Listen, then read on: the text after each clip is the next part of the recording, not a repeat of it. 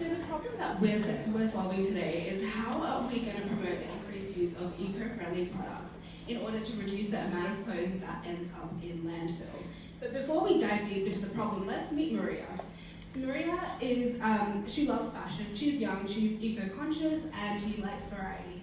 And one day she comes back from a really long day at work and she's looking for a little bit of retail therapy. And she does a quick Google search for eco-friendly clothing products. But she's so overwhelmed by the number of results that come up, but she's also so overwhelmed by the price. Alternatively, let's look at the other side and meet Marcus. And he is the founder of a sustainable fashion company, and he wants to make his product as accessible to other people as possible. So we did a little bit of research, did a bit of surveying, and we found that the three main reasons for people not actually shopping eco-friendly were that they didn't know what products were eco-friendly, it didn't fit their budget, and there was no convenient way for them to purchase. Here's where we come in. Our solution is a platform linking sustainable fashion with customers in a renting model. So this is how the business works. So brands and accelerators are able to feature their products on our platform. For the startups, it will be a testing platform, and customers are able to rent the products from our platform. When the product is damaged, we are able to repair them and sell them as pre-loved goods to the customers.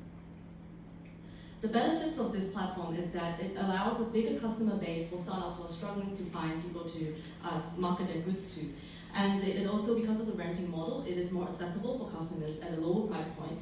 And it is a shift of mentality from owning to using, and thus reduce landfill. So the way that this works is how it fits in the circular economy is that by testing your platform, testing the products on our platform, they're able to identify what products are not viable and therefore reduce the waste. And renting as well will allow for reuse. And finally, when a product is damaged, and we upcycle them, it's a form, and then it will be recycled.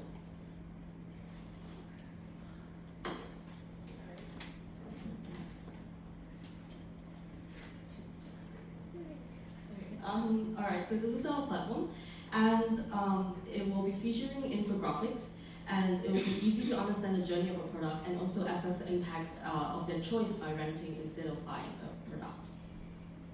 And for different people's needs, we will feature different plans. We will form partnerships with existing sustainable fashion companies, and we will curate the products through accreditation by looking into organizations with ratings and accreditations, and we'll also be a launchpad for startups as well as a marketplace for existing brands.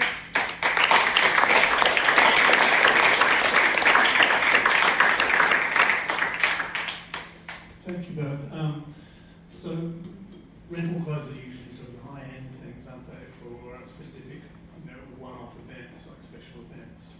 Have you given some thought to what the market is and what sort of clothes you might be able to rent? Yeah, definitely. With our competitor research, what we found was there are competitors in the high-end range. So they look at formal wear and things that are one-off. We wanted to solve a different problem. We wanted to look at everyday clothing and things that are used but are very high quality. So we're looking, that answers your question. Can I ask, there are a lot of models out there that are similar to this, but also I think one of the problems is in the shipping rate. For example, Amazon is now going to start being killed for basically its one single-use item. Have you thought about how to offset your carbon emissions through that model? Initially, we would like to start it in Sydney, so we would have pickup points and drop-off points that would kind of tackle the issue of shipping. But I think while growing, we would like to, spread the idea to other cities, but not with any shipping. So we would have our inventories in the city, so it would still be pickup and drop-off points. Yeah. And then you've got your waste issue again. Yeah. So sorry, waste issue. Waste. Excess. So I guess the way we are trying to tackle there is just to keep the product in the cycle there. So we're just renting, and then if the product is damaged in the end, we're trying to upcycle and send it back. Yeah. There's also trends, so you do end up with a lot of waste. Yeah. So I wanted to ask about the rental model. So you rent whatever the item is first, and then once you've used it, you would then receive it and sell it as pre-loved. Is that right? Once there's any kind of damage to it, so that would be after a cycle of renting. So many cycles of renting. So why move from the rental to the sale model, and how will that work? Right, so the reason that we introduced the sale model was to make sure that we capture everybody who is interested in renting. So in one situation, somebody might be interested in keeping the product, which is why we have the buying option as well, once they've trialed it, but we also have the option to purchase a product that's been patched up at a lower cost once it's ended its cycle in renting. Yeah, thanks. And I've just got a question. You mentioned that you'd like to be partnering with startups. So how are you going to incentivise startups to get involved on your platform? And how are you going to reach startups? Have you thought about that?